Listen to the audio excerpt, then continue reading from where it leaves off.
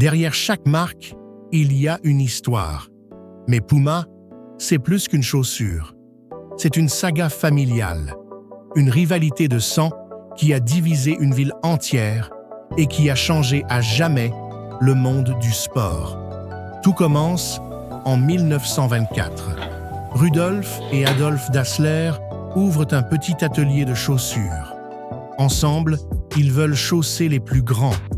Et leur pari réussit. Aux Jeux de 1936, Jesse Owens remporte 4 médailles d'or avec leurs chaussures aux pieds.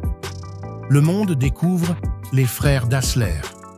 Mais derrière les victoires, la tension explose.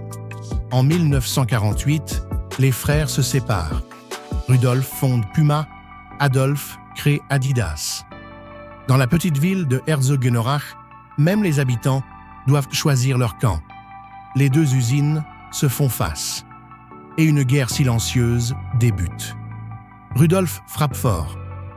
En 1952, Puma sort la Puma Atom.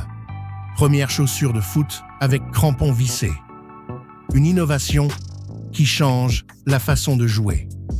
Très vite, les footballeurs les plus respectés adoptent Puma. Les stars deviennent les meilleurs ambassadeurs. Pelé brandit la Coupe du Monde 1970 avec Puma. Maradona brille avec ses dribbles légendaires.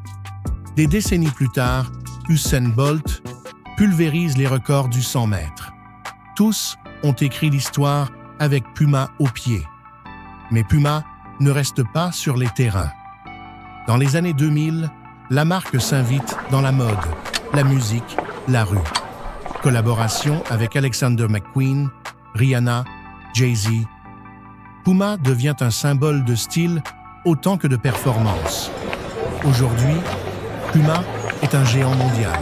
Troisième, derrière Nike et Adidas, mais avec une identité unique.